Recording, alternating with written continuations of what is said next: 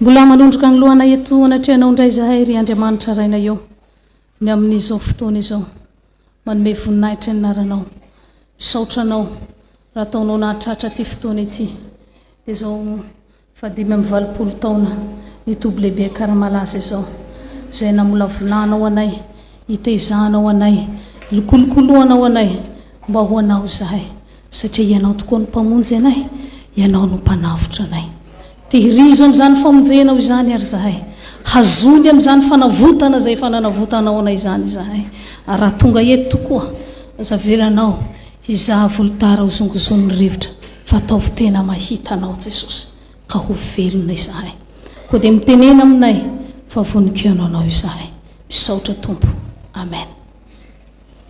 Voalohany dia misaotra an'Andriamanitra lehibe tsika riavana raha nataony mahatratra koa ity fotoana ity indrindra fa izao zoma tolakandro izao ny manaraka an'izay dia miarahabantsika rehetra amin'ny anaran'i Jesosy. Ny tenako eto dia mpisolo toerana ihany ary raha ny angaviana ny amin'izany isolo dia agnisan'izay tsy mahasolo satria ray aman-dreny lehibe tokoa izany hoe tompony ity anjara ity ary mety efa nahandro nanomana tokoa ny amin'izany fa noho ny antony manokana dia tsy afaka nanatriketo fa ny tenanay dia bitika sikely ato amin'ity FLM ity ary tsy dia afaka nanomana izao loatra fa rehefa nitendrena dia noraisina ampanetretena izany koa dia ialana tsiny mialoha tompokoa ny amin'izay mety ho fadisoam-panantenantsika ny amin'ny fanantenantsika ny ray aman-dreny izay tokony hitondra izao tenin'Andriamanitra izao na dia izany aza dia mankasitraka ny birao nitoby lehibe karamalaza izay nanendry anay handray izao toroteny izao zava-dehibe ho anay vehivavy teolojiana ny mandray anjara amin'ny fanambarana ny tenin'Andriamanitra ary mbola anaovana antso amintsika mpianakavy ny finoana fa indreto zahay vehivavy teolojiana nanolo tena hanompo ny fiangonana hanompo an Jesosy iraho izahay fa natao amin'izany indrindra noho ny antsoany tompo anay mandra-piandrasanay ny ordinasiona zay inoanay fa tsy hoela dia indreto zahay hanao asan'Andriamanitra. Ny tenin'Andriamanitra zay anjarantsika ary amin'ity tolakandro ity dia ny toroteny fa 7:70 dia ho hitantsika ao amin'ny epistiliny Jaona. Ny epistiliny Jaona, ny Jaona voalohany toko 5, ny Jaona voalohany toko 5 dia ny andininy 9:20 hatramin'ny 1:20. Ny Jaona voalohany toko 5 dia ny andininy 9:20 hatramin'ny 1:20. Mivaky toy izao izany amin'ny anaran'i Jesosy. Raha misy mahita ny rahalainy manaota tsy mahafaty dia aoka hifona ho azy izy ary Andriamanitra no hanome azy fiainana ho an'izay manaota tsy mahafaty. Misy ota mahafaty tsy mba lazaiko fa tokony hangataka ny amin'izany izy. Ota avokoa ny tsy fahamarinana rehetra ary misy ota tsy mahafaty. Fantatsika fa izay rehetra nateraka Andriamanitra dia tsy manota fa izay nateraka Andriamanitra dia miaro ny tenany ka tsy mikasikazy akory ilay ratsy.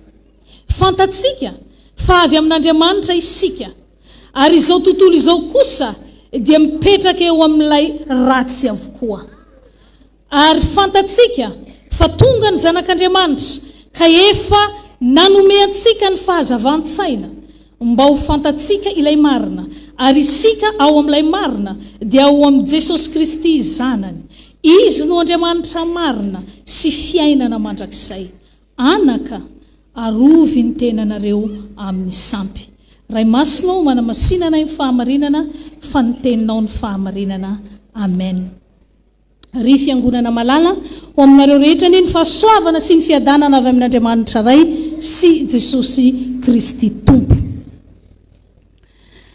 Anisany tenin'Andriamanitra sarotra izao tenin'Andriamanitra anjarantsika eto izao.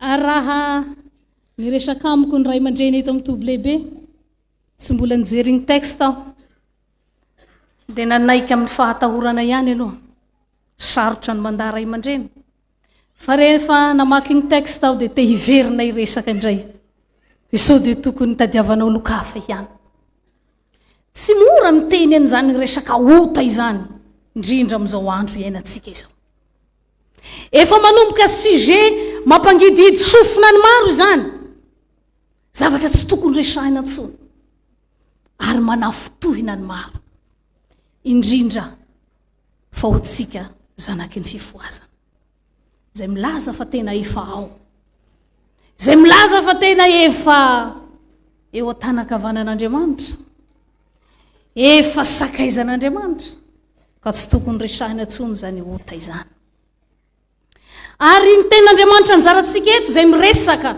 ny amin'ny ota mahafaty sy ny ota tsy mahafaty dia nisany olana manahirana ny kristianina io ary miteraka tsy fitovia-kevitra ihany hoe ahoana tokoa moa zany ota mahafaty izany ahoana ny ota tsy mahafaty ka zary ananany sasany fanamarina-tena ihany amin'izay atao fa ny ahy eny tsy dia tena manaona loatra ny anao an'iny tena gravy ary ao no mieritreritra fa zany hoe ota mahafaty ota tsy mahafaty zany dia ilazana n'ilay taontsika hoe haben'le ota ka tena ity kely fa irino be ao no mieritreritra fa ny amin'ny mahafaty sy ny amin'ny tsy mahafaty azy dia miankina amin'ilay tao hoe raison nanaovana n'ilay ota lay antony io ane ka misy raison tsy fantatrareo manko fa izao no antony ka rehefa maharesy lahatra le antony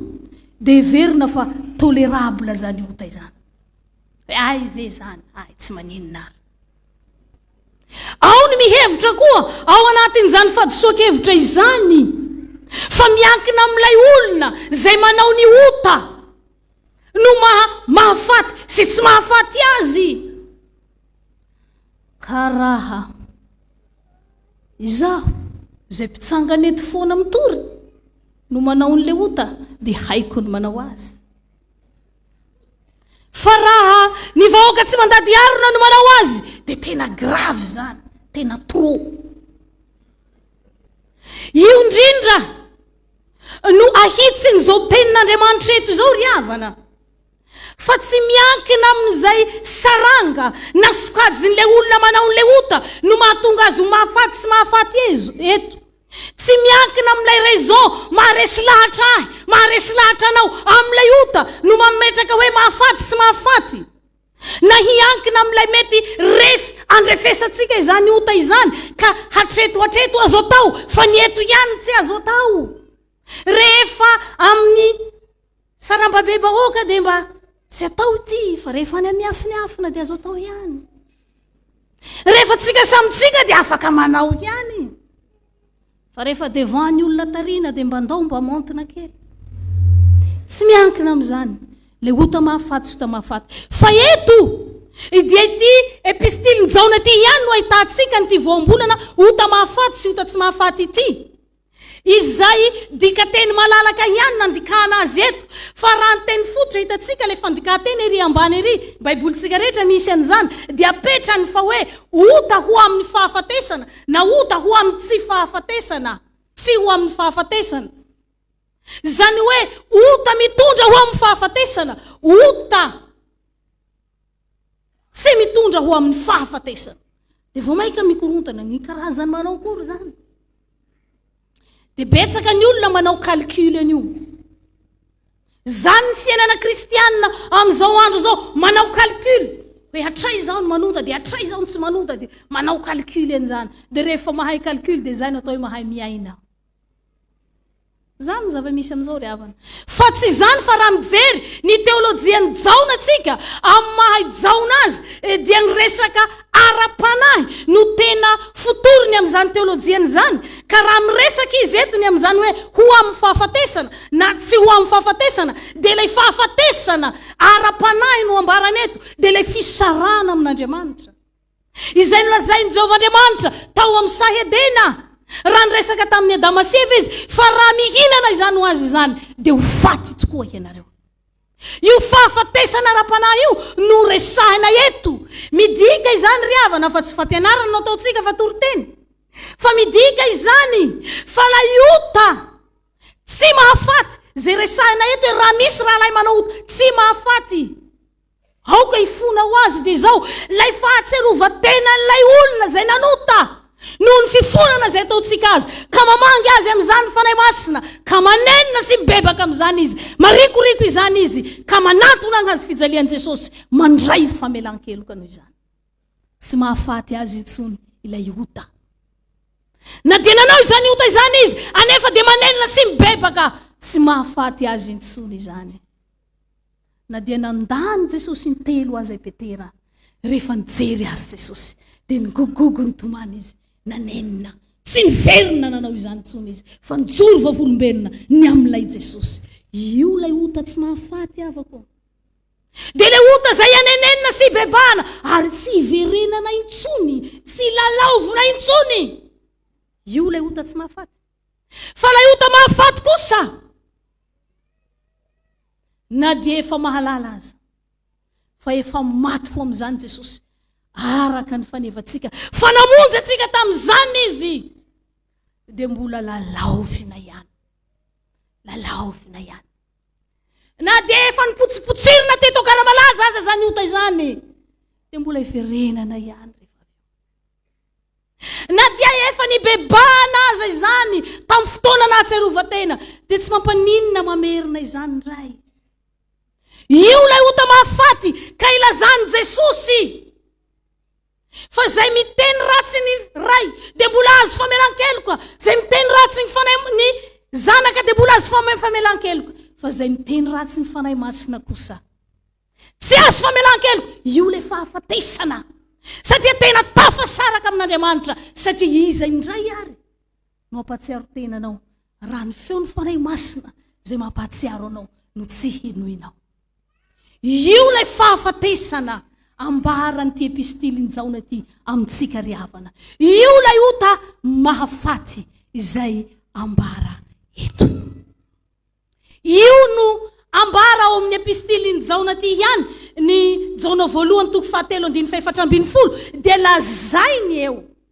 fa isika dia efa tafafindra niala amin'ny fahafatesana ho amin'ny fiainana ity fahafatesana eto ity no resahana amin'izany tafafindra niala tamin'ny fahafatesana ho amin'ny fiainana nohon' izay nataon'i Jesosy teo amin'ny hazo fijaliana izany no fanevantsika fa izao Jehova no mpamonjy ianao dia Jesosy nidina izany riavana nandatsaka ny rano teo amin'ny hazo fijaliana hamonjy ianao ka na dia ao anatin'ny fahafatesana izao sanao amaha olombelona nitoritoriana tamin'ny ota atsika fahafatesana ny tambiny ota ary tsy misy marina na dia ray akory aza fa na dia nitoritorona tamin'ny ota zao na dia tsy mahay ntsihanota zao maha olombelona dia nidina Jesosy tonga nofo nanorotoro izany ota izany tao amin'ny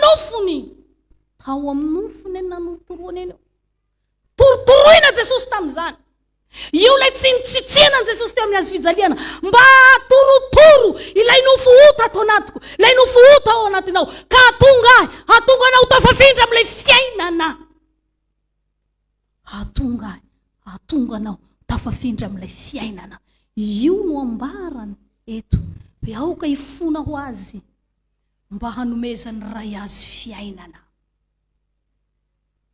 ny fahotana zany riavana raha ny lesona raisitsika voalohany amin'izany dia tsy natao ifampitsarana tsy natao ifampiresahana zao gnaniano fa raha matsapa izany ota izany ianao raha mahita ny raha alainao manota ianao mifonaho azy mba hamangy azy ny fanahy ka hibebaka izy raha matsiaro anao hoe nanota aza mirehareha na manamaritena fa ndao ifona ho amin'izany mba handray fiainana dia le fiainana zay efa nomeny Jesosy eto dia mazava zay ambara ny tenin'Andriamanitra amintsika riavana fa ny ota dia ny tsy fahamarinana rehetra manitsy n'ilay fahadisoan-kevitra teo izany hoe ota avokoa ny tsy fahamarinana rehetra izany hoe izay rehetra tsy mifanaraka amin'ny sitrapon'Andriamanitra, izay rehetra miala amin'ny tenin'Andriamanitra, izay rehetra mampisaraka anao amin'ny Jesosy dia ota avokoa izany. Ota avokoa izany. Ary rehefa resaina ny atao hoe ota, rehefa resaina ny atao hoe ota, dia tsy misy domaine de définition izany.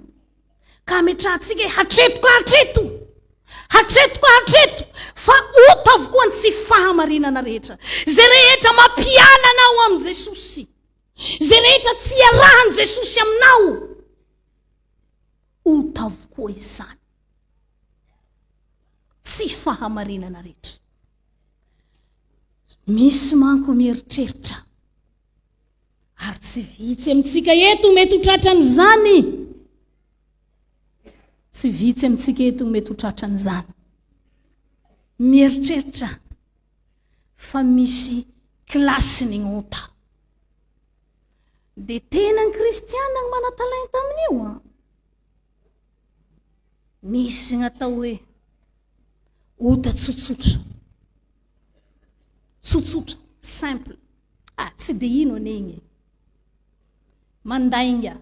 Ino koa zay lainga indray mandeha. Tsy maintsy misy ny laingalainga kely.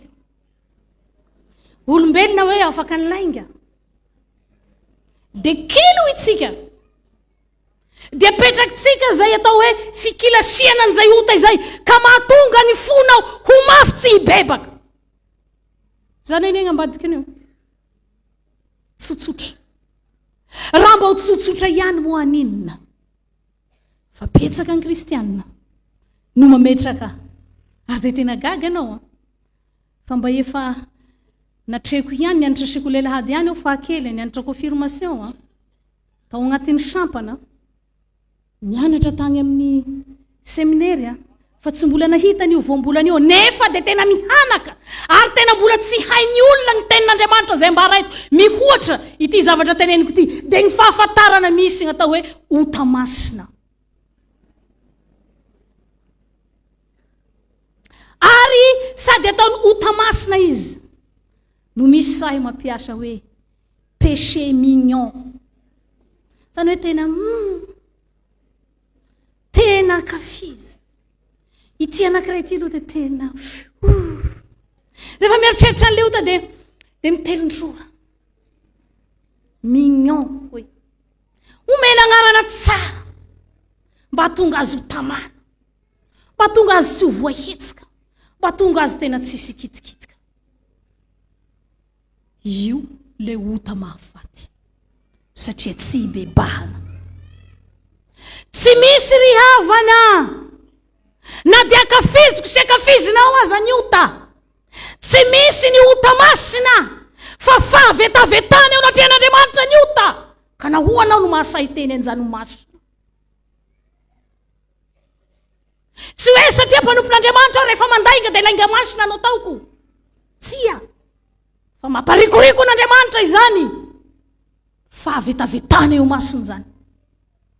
Tsy hoe satria olom-ba osotra aho, mangalatra, dia ataoko hoe halatra masina, ka betsaka ny olona mangalatra rakitra.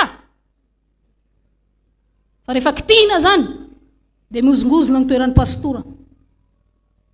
Satria indraindray ny dinosaure manao an'ilay izy. Voahozongozona ny toerana, rehefa resahina zany. Tsy hoe rehefa tompon'andraikitra aho manao an'ilay izy, manodikodina ny volam-piangonana, dia masina izany.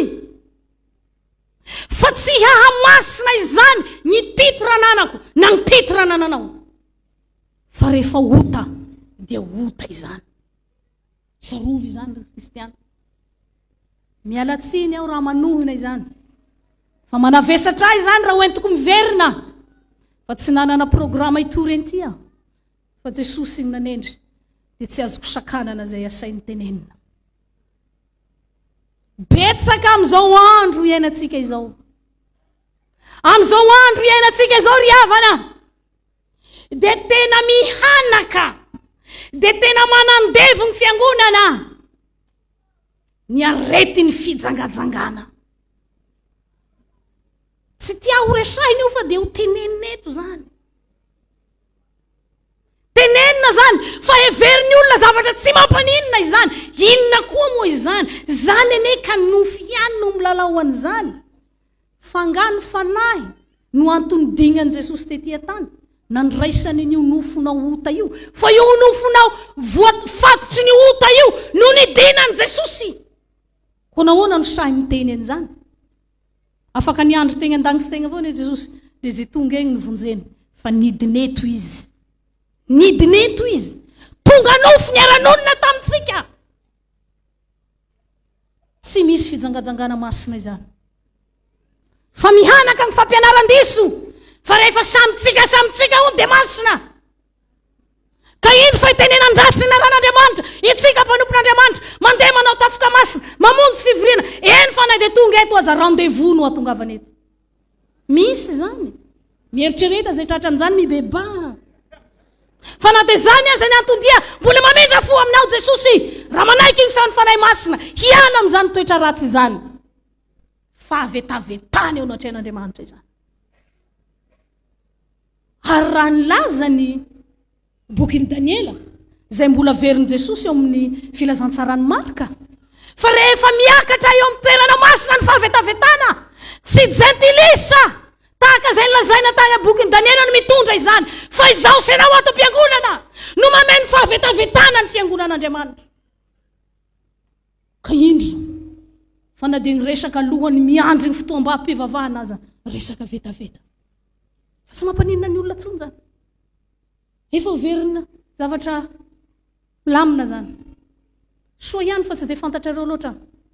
Ka rehefa mirava eo dia tsy fantatrareo izy ilay niteny an'ilay izy. Fa manahirana miteny an'izany. Manahirana miteny an'izany. Satria zary heverintsika ho zavatra tolérable. Tolérable. Io indrindra no iverenantsika amin'ilay hoe indraindray ny kristiana mieritreritra fa le raison mahatonga azy tafiditra ao anatin'ny ota ny tena zavatra. Ka na rehefa ambara ny tenin'Andriamanitra dia zaho mino fa misy mamaly agny zao. Ka anao manko ohatran'izao dia mahay miteny ianao. Ka zao manko le tsy fantatrao. Ka izao manko izao manko. Dia sahirana antsika rehefa anarin'ny tenin'Andriamanitra miezaka manazava. Ka rehefa maharesy lahatra le fanazavana dia ay marina zany. Dia tsy mibebaka. Io le mahafaty. Ka ho asy ho anao zatra manazava ota ry havana. Dia tsarovy fa mitelina poison hahafaty anao ianao amin'izany. Satria tsisy azon Jesosy atao aminao rehefa tsy mibebaka manamafy fo. Ny fanamarina tena dia lakile agnidian'ny satana ny foko sy ny fonao tsy hibebaka. Ndrao hibebaka izy ka ho vonjena. Dia sahirana mitady an'ilay raisonnement maharesy lahatra. Zany no ataon'ny kristianina amin'izao. Betsaka ny komiti-piangonana tsy ara-dalàna ny situation tokantrano, tsy ara-dalàna ny fiainana. Dia rehefa nara, ka izao ane le izy pastory, ka izao ane le mahatonga le izy, le voninahitr'Andriamanitra le zao hoe dia mahita resaka. Dia rehefa resy lahatra olombelona ihany moa rehefa agnazavana dia resa izay tokoa dia afa-po tsy mibebaka. Dia milamina amin'igny dossier classé. Fa saingy zao classé amin'i Jesosy eo ve? Fa hanatrehanao an'ny tompo izany. Hanatrehanao an'i Jesosy izany. Eto zao tenin'Andriamanitra izao ry havana. Dia milaza amiko, milaza aminao. Fa izay naterak'Andriamanitra ho izy no tsy manota. Izay naterak'Andriamanitra no tsy manota. Dia misy zavatra mandany agnatsika any. Haia koa olombelo tsy hanota zao. Mahay miteny moa nareo fa egny ambony polipitra. Zany no fataonay. Nareo manko egny dia tenenina daholo zay tianareo tenenina. Fa tsy fantatrareo zay iainanay. Zay indray tsika mamaly ohatry zany. Fa zay naterak'Andriamanitra dia tsy manota. Dia mampatsiaro antsika le resaka nataon'i Jesosy ao amin'ny zanatoko fahatelo tamin'ny Nikodemosy zany. Dia mahakasika ny fahateraham-baovao. Amin'ny alalan'ny fandraisana an'i Jesosy izany fahateraham-baovao izany zay raisitsika eo amin'ny batisa masina. Raha vakintsika ny epistilin'i Paoly amin'ny Galatiana dia milaza izany fa zay rehetra natao batisa dia efa nandevina ny otany ao amin'ny Jesosy. Ka olombelona mpanota aho, tena marina io. Tsy marina aho, tena marina izany. Fa saingy noho ny avitra zay nataon Jesosy, dia no nalevin Jesosy, no levon Jesosy tao amin'ny tena ny otako, ka nasehony ahy ny fahamarinany. Inona ary ny vavahana raha mbola hitoetra ho mpanota ihany? Inona ary no atao aty?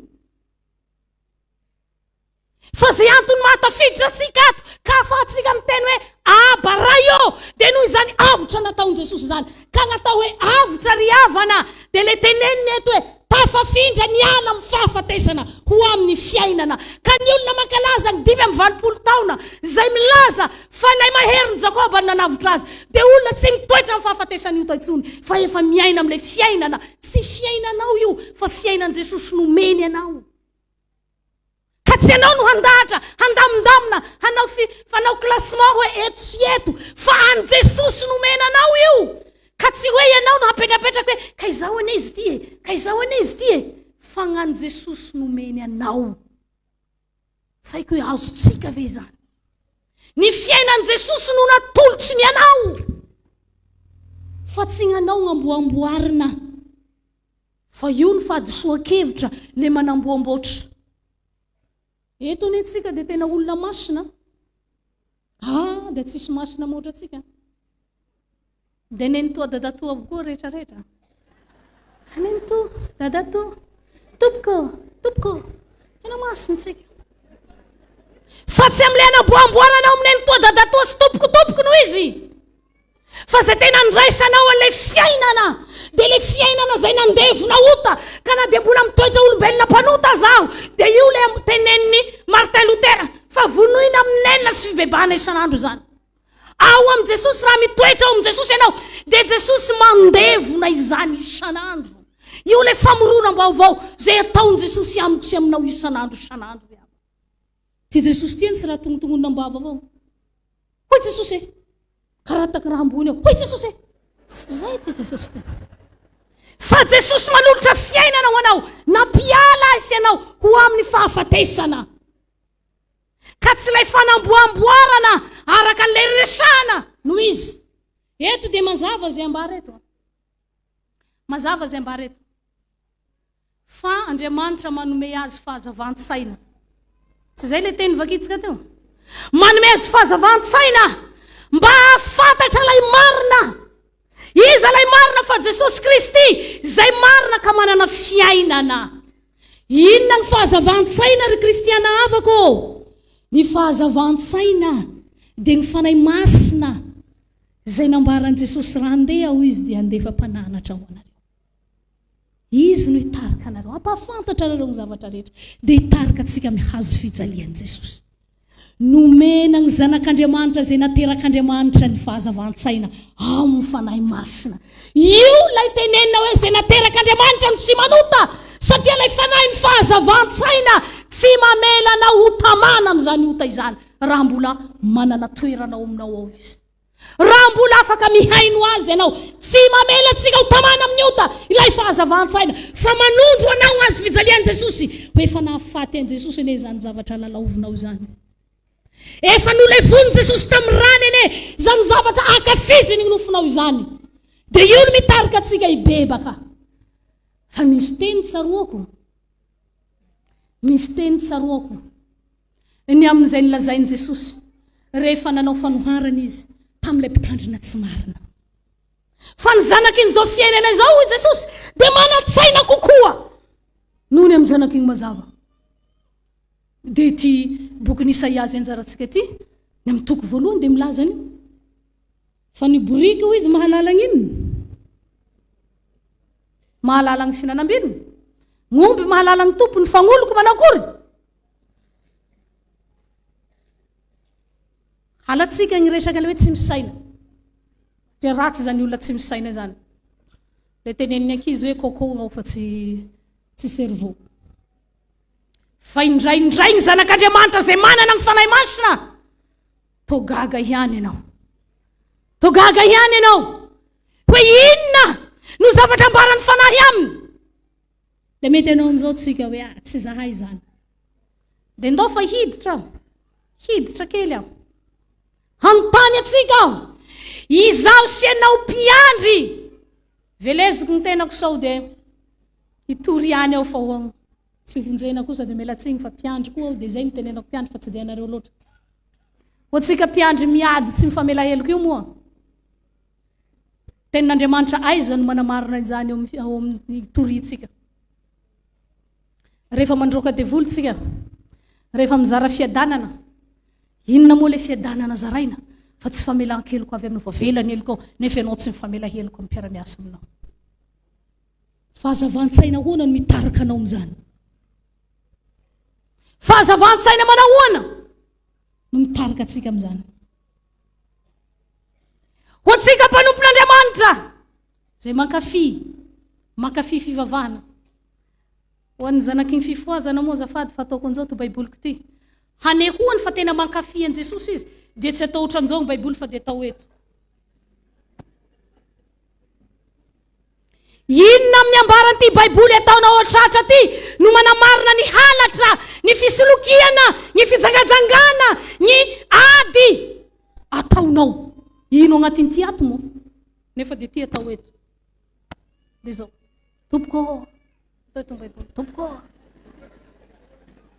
inona amin'io baiboly io izay toriko sy torinao no manamarina ny reo karazan-javatra reo fa rehefa jerena ny fiangonana izay toriana ny filazantsara ny fiangonana izay lonaky ny ten'Andriamanitra dia sahala amin'ny katalogy ny faharatsiana hitao ny mpisoloky ka hitao ny mpangalatra ka hitao ny mpanao zao rehetrarehetra izao hitao avokoa ary zao tena mahagravy atsika le fahazavan-tsaina zay tokony amantatra hoe tsy mety amiko zao ka hibebaka aho dia avadiky ny satana ka lasa fahazavan-tsaina manarona ota zany zava misy amin'izao mba teneny moa olo anankiray amin'ny zavatra tsy mety ataony raha tsy tonga dia mahita peinture tsara izy andokoany an'le otany lokoany tsara au lieu n'le ota fafana Jesosy hoe oento aty fa na dia mangatrakatraka tahaka ny sily aza tsy mety mankagny le fahazavan-tsaina fa leo no mandoko an'le ota ka raha mainty no ahitan'olo azy dia mba mitady peinture fotsy izy andokoany azy dia izy ny tena olo marina tsy mitady ny ho marina ao natrehan'Andriamanitra intsony ny olona ka tsy manantona anazy fijaliana fa mitady ny ho marina ao natrehan'ny fiarahamonina ka io no mahatonga ny fanamboamboarana sy ny fanamarina tena isan-karazany ka tehirizina ao ihany ny ota ry zanaky ny fifoazana miharatsy any ny fiaingan'ny fiangonana amin'izao miharatsy fa inona gn'ataon'ny devoly atsika mba hatonga atsika ho afapo amin'le faharatsiana ko ianao ary ny hanao inona eo tegna koa mba tsy marina ihany dia manomboka mangina tsy miteny an'io na ny mpitoriteny aza manomboka safosafoina izany rehetrarehetra izany manomboka tsy dia tsara mifanala baraka aza dia tenenina loatra zany fa zavatra tsy mety mihalo ny fiaingan'ny fiangonana riaba mihalo indraindray tsika rehefa mba mijery an'regny tsy dia manam-potoana moa fa mba misy fotoana dia mba mijery tsy mipartisipe aho fa mamaky fotsiny regny tabataba ao amin'ny Facebook amin'ny ZFLM regny za moa tsy dia mahay loatra an'io tsy haiko mifaiky amin'ny tsy faiky amin'io fa dia zay ho vakiko zay mivoa koa dia vakiko dia mety manao zatsika tena sa devoly velona anao rehefa tena jerenao nga olona iza fa ato ihany io devoly velona ao gn'ahitanao tena hoe lomo fiangonana satria nahoana lay aretina tsy nitsaboina tsy nesorina fa nisafosafoina ka mihinana agnaty ao mihalo ka halantragny amin'ny zavatra tsy eritreretanao hisy kolikoly misy kolikoly hatragny amin'ny zavatra tsy eritreretanao hisy fahavetavetana misy fahavetavetana satria mihanaka tsy kelikely ao izany iza no antenaina hanarina an'izany iza no antenaina hamonjy sy hanavotra izany ry zanaky ny fifoazanao iza no hanafaka an'izany toa samby mifampijery ihany tsika mianakavy toa samby mifanao bravo amin'ny zavatra tsy milamina ihany tsika mianakavy Ianona ndray dia tena ay dadato ay lenito ay ny tompoko dia mifanao anjao amin'ny zavatra tsy milamina. Ahoana no anatrehanao an' Jesosy rehefa ho tonga izy? Zay nomena be dia adinina be ny soratra masina. Beane zany 5 taona zany. Beany zany. Vao manomboka moady hoe mety sika mianakavy dia tsisy resaka fa-tsy karamalaza. Andeha karamalaza ve dia hoany amin'ity petraka amin'i Jesosy ho karamalaza ho karamalaza. Fa zay nitovozina teto hatramin'izay nahoana ny tsy mampiala ny fahalovana eo aminao sy ny ankonanao ary ny fiangonana misy anao. Nahoana? Ny tenin'Andriamanitra ve no tsy mandaitra? Ry hava malala. Ny tenin'Andriamanitra ve no tsy miasa? Sanatria izany. Fa ny tenin'Andriamanitra dia velona sy mahery. Fa saingy.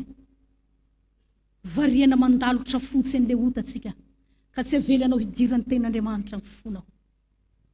Variana magnatsara ny ety ivelany sika ka tsy avelanao hiditra izay tian'Andriamanitra hatao eo amin'ny fiainako sy eo amin'ny fiainanao.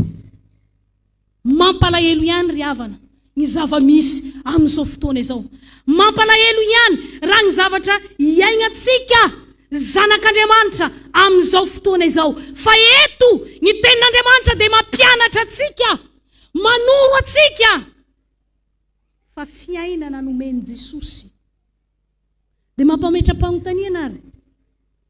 Raha fiainana moa nomeny Jesosy ianao, inona no tsy ampy ao? Raha zay nianatra teolojia dia mahalala tsara an'izany. Fa tsy misy azo harana ny amin'ny fahafenoana sy ny herina ary fahalebiazana izany fiainana omeny Jesosy izany. Ary na isika zanaky ny fifoazana dia ampianarina izany fahatsarana izany fiainana omeny Jesosy izany. Ary izaho tsy nahatratra ny ray aman-drenitsika fa mba lovatsofina ihany no henoko amin'izay ambaran'ireo ray aman-dreny izay nahita azy. Fa raha nambarany dia izao, raha nividy ho izy, raha nazoko navidy ny aiko hividianako an'izao lanitra zao, novidiko zany ny amahatsarany. Tsy misy atakalo izany. Fa mampalahelo ry havana, inona no tsy ampy? Raha ny fijoroana vavolombelona nataon'ny ray aman-drenitsika teo tamin'ilay fizakan-tenan'ny toby lehibe Karamalaza. Ny amin'izany soa raisina zay ambarany Salamy 4:30, andramoka izaho fa tsara Jehova. Misy zavatra ratsy ve ao ka mbola ampianao amin'ny ota? Apetraho amin'ny tenanao moa, raha mangalatra ianao. Tsisy olo mahafantatra io fa anao ihany malala za tena mangalatra. Inona no tsy ampy amin'izay omeny Jesosy ianao ka mbola angalaranao? Mbola nodikodignam-bola, mbola isolokiana. Misy olo tompo teo aty Karamalaza dia misoloky olona dia manao sary marary. Fa tsy salama dia fasy vola. Amin'izay tambatambatra ny vola tongavana aty Karamalaza. Zany ve?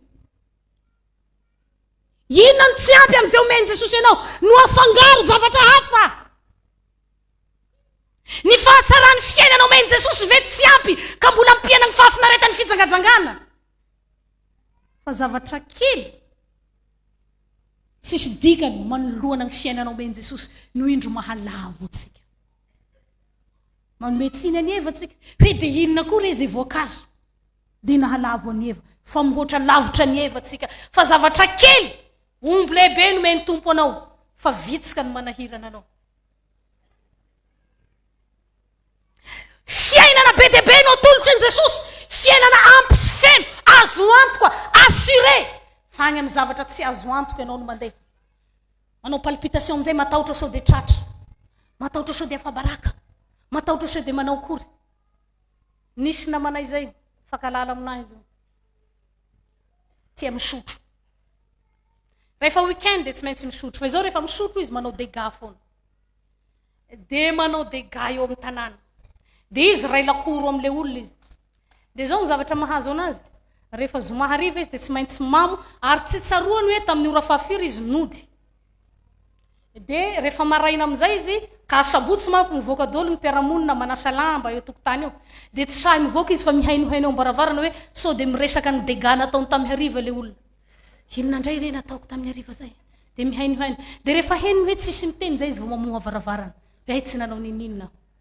Dia ho za hoe nanoana no tsy mijanona. Zany ve ny fafinareta hitanao amin'ity toaka ty nefa dia mbola atao ihany.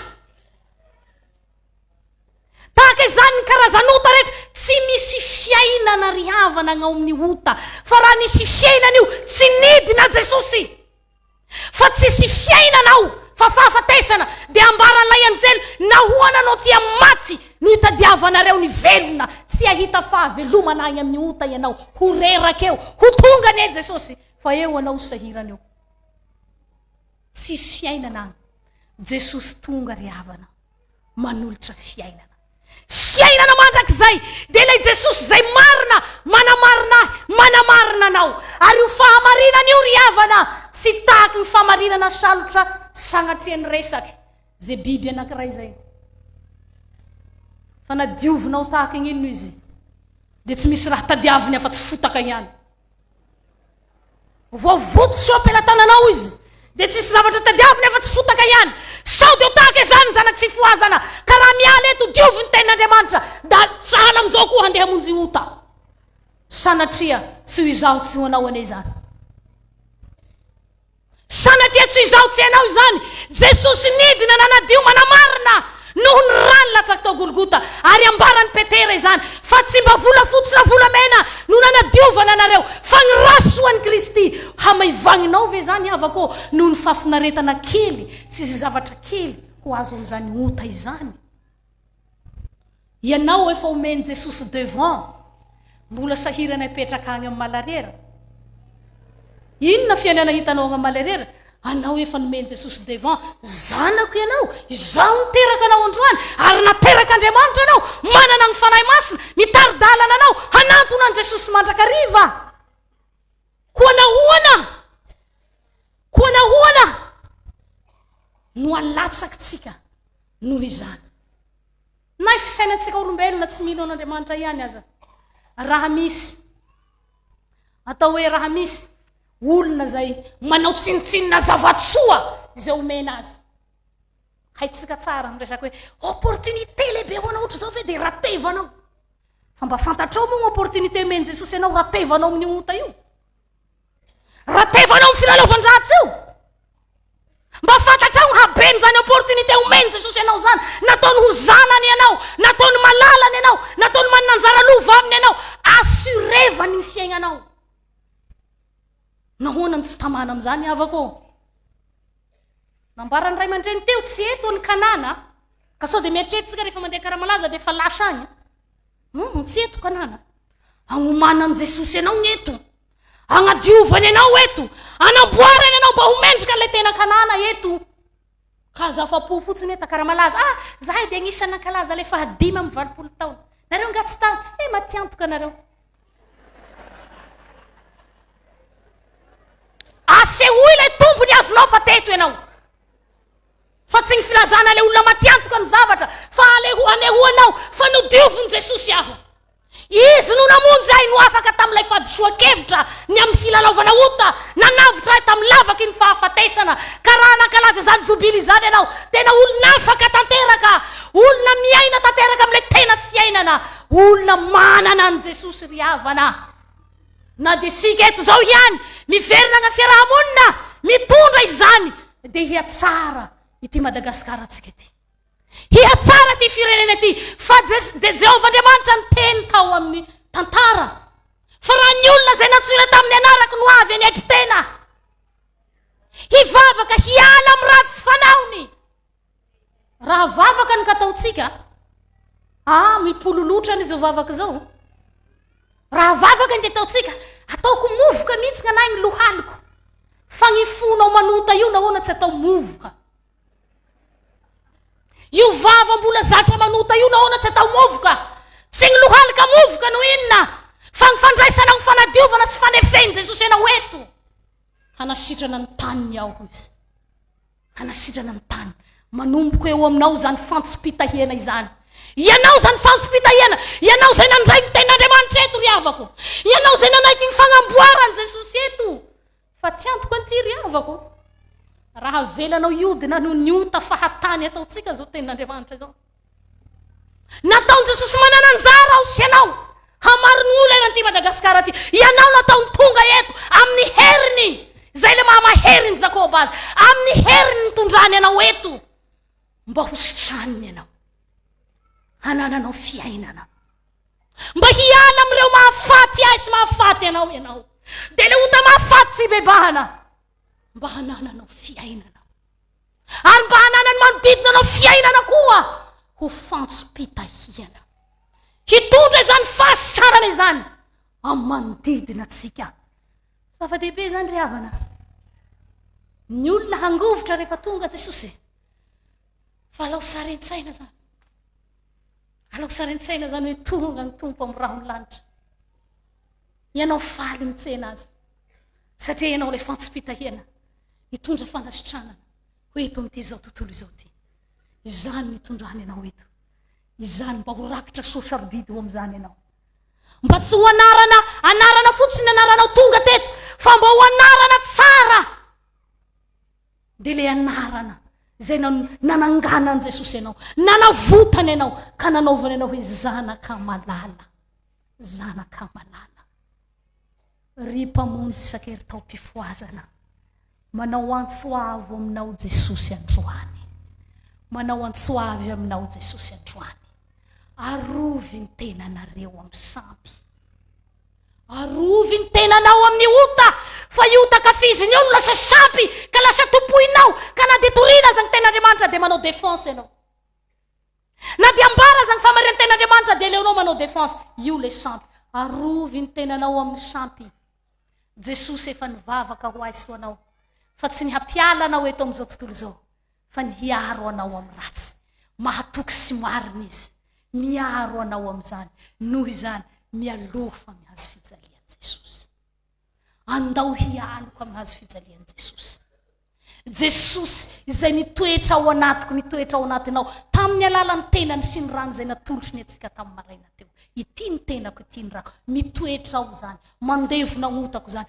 aoka ho tamana eo aza ny tsiriritra toerakafa itsony fa eo no mahatsara atsika eo amin'ny Jesosy no mahatsara atsika koa ingane atsika rehetra izay mankalaza zao fa 5 taona izao mba tena metraka trasy lehibe amin'ny fiainanao nankalazanao an'ity na dia fa 10 teto anao na dia fa 20 anao na fa 30 ty androany ty kosa mba metraka tantara ao anatin'ny fonao pe nanova ahy nankalazako an'ity fa tena nidina Jesosy nagnadio ahy manana firaisana amin'ny Jesosy tany Jesosy ry havana jereo Jesosy raha zao fiainana izao tsy hamelanao tsy hanota raha zao fiainana izao tsy havelany ianao ho libra fa zay todihanao feno ota fa zao ndao hijery an Jesosy mahatoky sy marina izy tsy misy maharombaka amin'ny tanako mihazona anao amin'ny tanana ankavanana izy ary tsy mitsoaka amin'izany fanekeny zany hazony amin'izany izy ka na dia be aza ny fakapanahy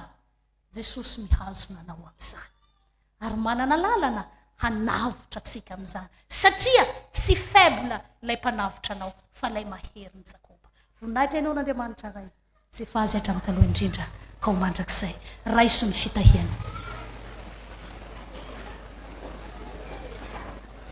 ny fitiavan'Andriamanitra ray ny fahasoavanao amin'i Jesosy Kristy ary ny firaisana amin'ny fanahy masina ho aminareo rehetra ny hatramin'izao ka ho mandrakizay amen